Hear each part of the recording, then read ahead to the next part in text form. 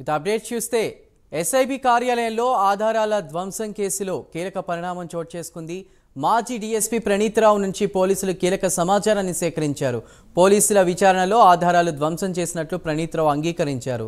కంప్యూటర్లోనే 42 hard డిస్క్లను ధ్వంసం చేశానని ప్రణీత్రావు ఒప్పుకున్నట్లు పోలీసులు తెలిపారు. దీంతో ప్రణీత్రావుతో కలిసి పనిచేసినటువంటి ఉద్యోగులను సైతం అధికారులు ప్రశ్నిస్తున్నారు. మరోవైపు ప్రస్తుతం ప్రణీత్ టీంలో ఉన్నవారికి నోటీసులు ఇచ్చిన పోలీసులు వారి స్టేట్మెంట్ని కూడా రికార్డ్ చేశారు.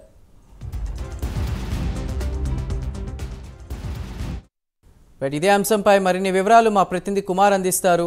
ప్రణీత్కి సంబంధించినటువంటి ఎవరైతే టీం ఉంటారో వాళ్ళని కూడా ప్రస్తుతం ఎంక్వైరీ చేసి స్టేట్మెంట్ రికార్డ్ చేసినట్టు చెప్తున్నారు కుమార్. అలానే అతను చేసినటువంటి నేరాన్ని కూడా ఒప్పుకున్నట్టు తెలుస్తోంది. కుమార్, ఏంటి అప్డేట్స్? Thank you Chandu.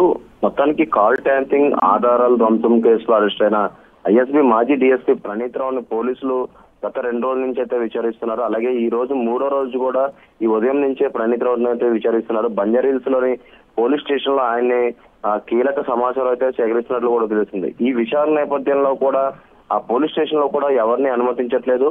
మొత్తానికి బంజారీహిల్స్ పిఎస్ లోని 3వ రోజు కూడా విచారణ అయితే ప్రారంభమైందనే చెప్పొచ్చు. మొత్తానికి ప్రణీత్రావుపై ఒక ప్రశ్న వర్షమే కురిపిస్తున్నట్లు కూడా తెలుస్తుంది.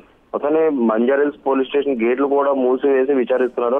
ఏదైతే ఫోన్ ట్యాంపింగ్ కీలక సమాచారాన్ని ధ్వంసం చేసిన కేసులో అరెస్ట్ అయిన ప్రణీత్రావు మొత్తానికి కోర్టు 14 రోజులు రిమాండ్ విధించగా ఆయన కస్టడీ కోర్టు కూడా పోలీసులు నాంపల్లి కోర్టు ఆశ్రయించిన విషయం కూడా మనకు తెలిసిన విషయమే.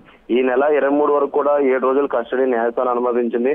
మొత్తానికి మొన్నటి నుంచి కూడా గత 2 రోజులు కూడా ప్రణీత్రావుని పూర్తిగా అధికారులు అయితే విచారించారు. ఈ విచారణలో కూడా ఒక కీలక అంశాలు అయితే ప్రణీత్రావు చెప్పినట్లు కూడా తెలుస్తుంది. ఏదైతే ఫోన్ ట్యాంపింగ్ అలాగే ఆధారాలు ధ్వంసం చేసినట్లు కూడా తనైతే ఒప్పుకున్నాడు. అలాగే ఏదైతే 42 హార్డ్ డిస్క్ అయితే ధ్వంసం చేసినట్లు కూడా ప్రణీత్రావు ఒప్పుకున్నాడు. అలాగే మొత్తానికి ఏదైతే దీనికి సంబంధించి ఇప్పటికీ ఈ హార్డ్ డిస్క్ ధ్వంసం చేసిన తర్వాత అవి నేరుగా ఏదైతే వికారాబాద్ అడవిలో పడేసినట్లు కూడా 2వ రోజు విషయాల్లో అయితే ప్రణీత్రావు ఒప్పుకున్నట్లు తెలుస్తుంది. దీంతో ఈ రోజు కానీ రేపు కానీ ఆ నిందితుల్ని వికారాబాద్ తీసుకెళ్లి హార్డ్ డిస్క్ సగలాగా వెతికే స్వాధీనం చేసుకునేందుకు కూడా ఆ పోలీసులు అయితే ప్రయత్నాలు చేస్తున్నారు. అలాగే మరో పక్క ఫోన్ ట్యాంపింగ్ సంబంధించి ఏదైతే మాజీ బీఆర్ఎస్ ప్రభుత్వ హయాంలో రేవంత్ రెడ్డితో పాటు చాలా మంది కాల్స్ కూడా రికార్డ్ చేసినట్టు ప్రణీత్రావు అయితే ఒప్పుకున్నాడు. అలాగే సుమారు 1600 పేజీల కాల్ డేటాను కూడా కాల్ చేసినట్లు కూడా ప్రణీత్రావు ఒప్పుకున్నాడు. అలాగే ఓఎస్డీ లాగర్ రూమ్ కి సంబంధించి కూడా చాలా ఆధారాలను ధ్వంసం చేసినట్లు కూడా ప్రణీత్రావు అయితే ఒప్పుకున్నాడు. ఏకంగా 30 మందిని టీం ఏర్పాటు చేసుకుని ఈ వ్యవహారంతో నడిపించినట్లు కూడా ప్రణీత్రావు అయితే చెప్తున్నాడు. ప్రస్తుతం ఏదైతే ఆ ప్రణీత్రావుతో పనిచేసిన మిగతా టీం ఎవరైతే ఉన్నారో వీళ్ళందరూ కూడా నోటీస్ ఇచ్చి వాళ్ళ స్టేట్మెంట్లు కూడా రికార్డ్ చేశారు. అలాగే ఈ ఏదైతే ఫోన్ ట్యాంపింగ్ విషయం సంబంధించి తన పై ఇంకా ఒక రిటైర్డ్ అధికారితో పాటు ఇంకా చాలా మంది దీంట్లో ఉన్నట్లు కూడా ప్రస్తుతం పోలీసులు అయితే భావిస్తున్నారు.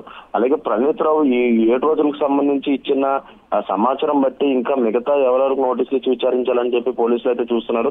మొత్తానికి ఫోన్ ట్యాంపింగ్ విషయంలో గత ప్రభుత్వ హయాంలో కూడా బడా వ్యాపారులు కావచ్చు, రియల్ ఎస్టేట్ వ్యాపారులు కావచ్చు, రాజకీయ నాయకులు ఇలా ప్రతి ఒక్కరు ఫోన్ డేటా కూడా ప్రణీత్రావు రికార్డ్ చేసినట్టు కూడా అంగీకరించాడు. మొత్తానికి తాను దొరికిపోతానని చెప్పి ఏదైతే కాంగ్రెస్ గవర్నమెంట్ హయాంలో రాగానే ప్రణీత్రావుపై పూర్తిగా ఫోకస్ పెట్టడంతో తను దొరికిపోతానని చెప్పి కూడా ఐఎస్బీలోని ఒక కెమెరాలు ఆఫ్ చేసి పూర్తిగా ఆధారాలు ధ్వంసం చేసినట్లు ఒప్పుకున్నాడు. ఒక టెక్నీషియన్ తీసుకొచ్చి ఆ కెమెరాలు ఆఫ్ చేసి ఏదైతే ఆ రూమ్ లో ఉన్న హార్డ్ డిస్క్లు కావచ్చు, కాల్ డేటా పేజెస్ కావచ్చు అన్ని కూడా ధ్వంసం చేసినట్లయితే ప్రస్తుతం ఒప్పుకున్నట్లు కూడా తెలుస్తుంది.